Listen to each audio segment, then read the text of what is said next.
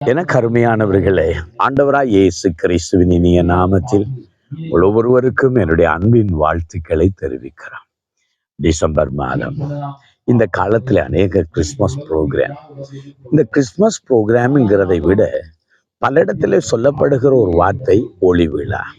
ஆம், இன்றைக்கும் இந்த செய்தியை கேட்கிற நீங்கள் ஒரு ஒளி விழாவிலே நான் பேசுவதற்காகவே, ஆண்டவருடைய செய்தியை பேசுவதற்காகவே வந்திருந்தேன். அந்த இடத்துல தான் ஒரு அழகான சீனரி, அழகான வயல், பச்சை பசுமையான இடத்துல ஆண்டவருடைய வார்த்தை உங்களோடு பேசலாம்னு நினைக்கிறேன். இந்த கிறிஸ்மஸ் ப்ரோக்ராம் இல்லாட்டால் கிறிஸ்துவின் பிறப்பை முன்னிட்டு செய்கிற விழாவுக்கு சொல்லப்படுகிற ஒரு காரியம் ஒளி விழா. இருளை போக்கும் ஒளி விழா, பாவ இருளை நீக்கும் ஒளி விழா, மனுஷனுடைய சாபங்களை நீக்கும் ஒளி விழா. ஆம், இறைவன் மனிதனாக இந்த உலகத்துல மனுஷனை தேடி ஒளியாக வந்தார். ஒளியை விரும்பாதவர்கள் யாரும் இல்லை. இருள் இந்த உலகத்தை அழித்து விடுகும். ஒளி இல்லை என்றால் இந்த உலகமே இருண்டு விடுகும். பச்சையம் அங்கே ஒளி தொகுப்பு நடைபெற மாட்டாது. உயிரினங்கள் சுவாசிக்க மாட்டாது. ஒரு குறிப்பிட்ட காலத்துல இந்த உலகத்தில இருக்கிற எல்லா உயிரினங்களும் மறித்து விடுகும். நாம் இருளிலே ஒரு குறிப்பிட்ட காலம் இருந்தாலே நம்முடைய கண்கள் பார்வை இழந்து விடுகும். ஆம், எனக்கு அருமையானவர்களே, இந்த உலகத்திலே பாவம் என்ற இருள், சாத்தான் என்ற இருள் இன்னைக்கு உலகத்தை அழித்து விடுகும், இன்னைக்கு அழித்து கொண்டிருக்கும். ஆனால் கிறிஸ்துவாகிய ஒளி இந்த உலகத்திலே அழிந்து கொண்டிருக்கிற மனுஷர்களை விடுதலையாக்கிறதாய் இருக்கிறது.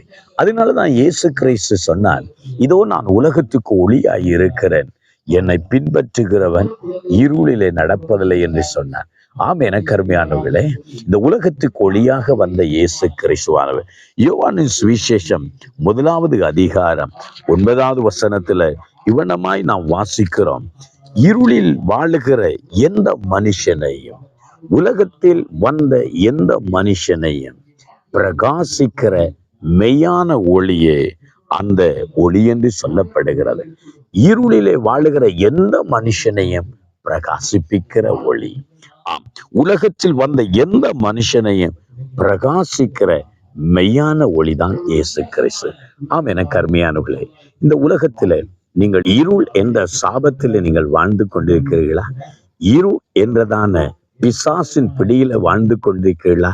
உங்களை பிரகாசிக்க பண்ணவே இயேசு இந்த உலகத்துக்கு வந்தார். ஆம், நீங்கள் செய்ய வேண்டியது ஒன்று, நீங்கள் இயேசுவே என் வாழ்க்கையில வாரும் என்று சொல்லி பாருங்க, என் குடும்பத்துல வாரும் என்று சொல்லி பாருங்க, என்னையும் இந்த உலகத்திலே பிரகாசிக்க பண்ணும் என்று சொல்லி பாருங்கள்.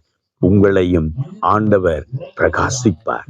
உங்களையும் பாவத்தில் இருளிலிருந்து விடுதலையாக்குவார். இன்றைக்கு ஒரு வேளையில பாவ இருளின் சாப இருளிலே நீங்கள் தடுமாறி கொண்டிருப்பீர்களா என்றால், இந்த கிறிஸ்துவாகிய ஒளி உங்கள் வாழ்க்கையை, உங்கள் குடும்பத்தை நிரப்ப உங்களுக்காக நான் ஜெபிக்க போகிறேன்.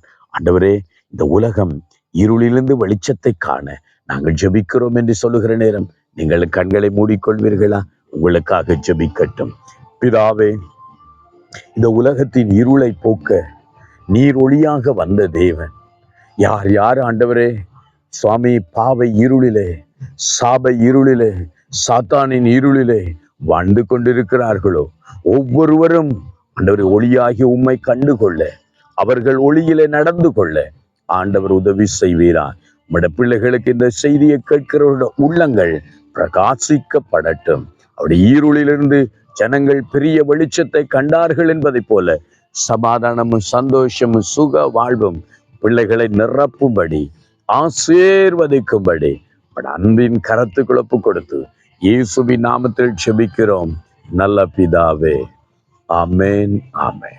ஆம், எனக்கு அருமையானவர்களே, உங்களையும் தேவன் பிரகாசிக்க பண்ணுவார். இயேசு உங்கள் உள்ளத்திலும் இல்லத்திலும் வருவாராக. ஆமென், ஆமென்.